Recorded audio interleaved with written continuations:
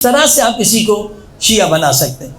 دیکھیے شیعہ مسلمانوں کی تعداد تقریباً اندازہ ہے کہ 1.5 ارب مسلمان ہیں اس وقت دنیا میں۔ ہم شیعہ 500 ملین 50 کروڑ ہیں۔ 700 ملین صوفی اور محب اہل بیت ہیں۔ 700 ملین، ان کی تعداد بہت زیادہ ہے۔ ہندوستان میں بھی صوفی بہت زیادہ ہے، اور ماشاءاللہ اس وقت جو بہت بڑا کام ہوا ہے ہندوستان میں، جو پاکستان میں بھی ہم شیعوں کو کرنا چاہیے کہ تمام صوفی جو درگاہیں ہیں، بڑی بڑی درگاہیں ہیں صوفیوں، جتنی بڑی بڑی درگاہیں ہیں، لاکھوں کروڑوں لوگ ہیں، ان تمام صوفی درگاہوں میں محرم کا عشرہ شیعہ علماء پڑھ رہے ہیں۔ یہ ایک بہت بڑا انقلاب ہے، الحمدللہ بہت بڑی خدمت ہے، کیونکہ صوفی بھی محب اہل بیت ہوتے ہیں۔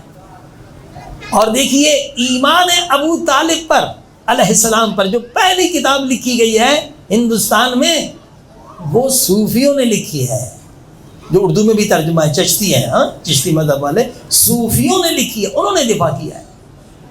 تو الحمدللہ یہی کام پاکستان میں ہونے کی ضرورت ہے کہ جتنی صوفی درگاہیں ہیں وہاں ہمارے عالم جائیں اور عشرہ قائم کریں۔ پورے ہندوستان میں یہ کام ہو گیا ہے الحمدللہ۔ تو 700 ملین جو ہیں صوفی ہیں، یہ سب محب اہل بیت ہیں۔ یہ مجلسوں میں بھی آتے ہیں، گریہ بھی کرتے ہیں۔ 2 سال میں بنگلہ دیش محرم پڑھنے گیا کہ اجمیر شریف کے جو گدی نشین تھے، پیر تھے، ان کا نام تھا، مرحوم ہو گئے، پیر حسن۔ انہوں نے پیغام بھیجا تھا کہ آپ امریکہ جاتے ہیں، آپ انگلینڈ جاتے ہیں، آپ سب علماء سے کہا تھا میرے جو ہیں 30 لاکھ مرید ہیں، 30 لاکھ مرید ہیں میرے بنگلہ دیش میں، میں نے ان کو آدھا مومن بنا دیا ہے۔ وہ یوم غدیر مناتے ہیں، سارے کے سارے یوم غدیر مناتے ہیں، اور یہ سارے میرے مرید جو 30 لاکھ ہیں یہ عزاداری کرتے ہیں، مجلسیں بپا کرتے ہیں۔ اور تیسرا بڑا کام جو میں نے انہیں سکھایا ہے، میرے 30 لاکھ مرید جو بنگلہ دیش میں ہیں، میں نے انہیں سکھایا ہے لعنت ہو قاتل زہرا پر۔ وہ یہ بھی کرتے ہیں، یہاں تک میں نے کام کیا ہے کہ جو قاتل اہل بیت ہیں ان پر لعنت ہے، چاہے قاتل مولا علی ہوں یا قاتل بی بی زہرا سلام اللہ علیہ ہوں، امام حسن۔ باقی آپ لوگوں کا کام ہے کہ آپ ان کو معرفت اہل بیت دیں۔ دیکھیے یہ ہے صوفی مذہب، کہ صوفی حضرات کا عقیدہ ہے کہ جو قاتل ہے امام حسن کا اسے ہم نہیں مانتے، جو قاتل ہے امام حسین کا ہم اسے نہیں مانتے، جو قاتل بی بی فاطمہ زہرا سلام اللہ علیہ کا ہم انہیں نہیں مانتے۔ اور پھر صوفیوں کا عقیدہ ہے 12 امام پر، امام مہدی علیہ السلام پر بھی ان کا عقیدہ ہے، 12 امام پر ان کا عقیدہ ہے۔ البتہ امام مہدی علیہ السلام پر اہل سنت کا بھی عقیدہ ہے، امام مہدی علیہ السلام آئیں گے، مگر وہ کہتے پیدا ہوں گے، جبکہ ہم کہتے مولا موجود ہے، زمین اللہ کی حجت سے خالی نہیں رہ سکتی۔ یہ ناممکن ہے کہ قرآن کی آیت ہے قیامت کے دن ہر انسان کو امام کے ساتھ بلایا جائے گا، یعنی جب تک ایک انسان بھی موجود ہے تو امام کا ہونا ضروری ہے۔ صلوات پڑھی محمد و آل محمد۔ اب صوفیوں میں شیعوں میں ایک فرق ہے معرفت کا، ہم امام مہدی علیہ السلام کی معرفت رکھتے ہیں، صوفی حضرات کہتے ہیں کہ ہر زمانے میں ایک قطب اعظم کا ہونا ضروری ہے، ورنہ دنیا چل نہیں سکتی۔ جیسے ہم کہتے ہیں حجت خدا کے بغیر دنیا چل نہیں سکتی، یہ سورج چل رہا ہے، چاند، یہ زمین، یہ ساری حرکت اصل کے حجت خدا اس کائنات کی روح ہے۔ وہ بھی یہی عقیدہ رکھتے ہیں، کہتے ہیں کہ قطب اعظم دنیا میں ہونا ضروری ہے، مگر قطب اعظم کون ہے انہیں نہیں معلوم۔ یہ آپ کو معلوم ہے کہ قطب اعظم اس زمانے میں امام مہدی علیہ السلام ہے، صلوات پڑھی محمد و آل۔ لہٰذا ان کو شیعہ بنانا کوئی مشکل نہیں ہے، بہت آسان ہے۔ اب شیعہ کیسے بنائیں، جو ہم اپنا تجربہ پیش کرتے ہیں۔ دیکھیے 3 موضوع میں آپ مجتہد بن جائیں، خصوصاً آپ علماء، البتہ عام مومن کو بھی اس میں اسپیشلسٹ ہونا چاہیے۔ آپ 40 نہیں 40,000 کو شیعہ بنا سکتے ہیں اگر 3 ٹاپکس 3 موضوع میں آپ مجتہد بن جائیں۔ وہ کیا؟ ایک غدیر کا موضوع ہے، غدیر کا موضوع جہاں مولا کی امامت کا اعلان ہوا، اس میں آپ کو مجتہد ہونا چاہیے، اسپیشلسٹ ہونا چاہیے، ماہر ہونا چاہیے، حوالے یاد ہونے چاہیے، جو اعتراضات ہیں ان کے جوابات ہونے چاہیے۔ آپ دیکھیے کتنوں کو آپ شیعہ بنا سکتے ہیں۔ اور دوسرا موضوع جو ہے فلک کا موضوع ہے، یہی فدق کا موضوع ہے جس سے لوگ سن کے اور رو کے شیعہ ہوتے ہیں۔ فدق میں بھی ہر عالم کو، ہر طالب علم کو مجتہد ہونا چاہیے، ہر مومن کو اسپیشلسٹ ہونا چاہیے، ماہر ہونا چاہیے۔ پھر آپ دیکھیے دنیا میں آپ کتنے کو شیعہ بنا سکتے ہیں۔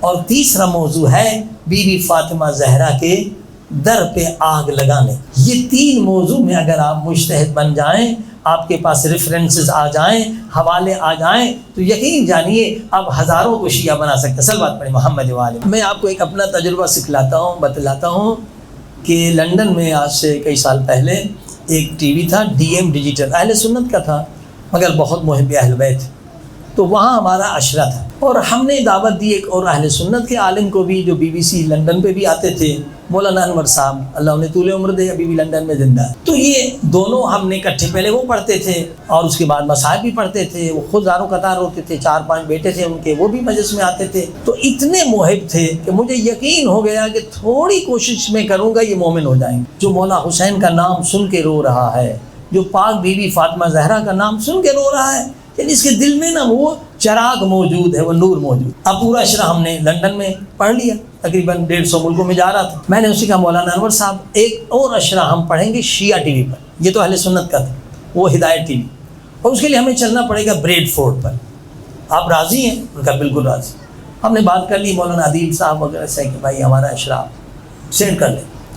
اب ہم پہلی مجلس پڑھ کر واپس آئے تو کمپیوٹر تھا میرے پاس، میں نے مولانا اسحاق صاحب کا کلپ چلایا، مرحوم اسحاق صاحب، جس میں مرحوم اسحاق صاحب نے کہا کہ بھائی دیکھیو یہ ہماری کتابوں میں بھی ہے کہ بی بی فاطمہ زہرا کے گھر پہ حملہ ہوا ہے، آگ لگی ہے، بچہ شہید ہوا ہے، یہ ہماری اہل سنت کی کتابوں میں موجود ہے، مگر ہم نے بچپن سے ان کی تعریفیں سنی ہیں تو ہم انہیں اچھا سمجھتے ہیں، شیعوں نے بچپن سے ان کے ظلم سنے ہیں تو انہیں برا مانتے ہیں، ان کا بھی قصور نہیں ہے، ہمارا بھی قصور نہیں ہے، بس یہ آپس میں اتحاد ہونا چاہیے، اس طرح کی بات۔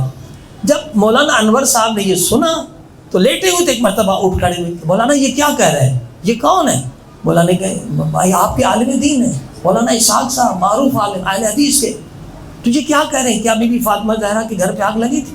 میں تو تیاری کے ساتھ گیا تھا، 12 کتابوں کے میں نے فوٹو اسٹیٹ لیے تھے جو سعودی سے بنے تھے، چھپے تھے، جیسے تاریخ تبری ہے، اور اسی طرح سے جو اہم ترین کتاب تھی المصنف ابن ابی شیبہ، وہ استاد ہے امام بخاری کے لیے، تو اس سے کوئی انکار نہیں کر سکتا، بخاری تو سب سے بڑے، صحیح بخاری قرآن کے بعد سب سے بڑی کتاب ہے اہل سنت۔ تو میں نے کہا بالکل، یہ دیکھیے آپ کی کتابوں میں یہ 12 کتابوں کی فوٹو اسٹیٹ ہے میرے پاس مولانا، کہ بی بی کے گھر پہ حملہ ہوا ہے۔ یقین جانیے جب انہوں نے وہ حملے کی روایت پڑھی کہ خود وہ صاحب کہہ رہے ہیں کہ مرتے وقت کہہ رہے ہیں کہ کاش میں 3 کام نہ کرتا، اور اس میں سے کاش میں بی بی فاطمہ زہرا کے گھر پہ حملہ نہ کراتا۔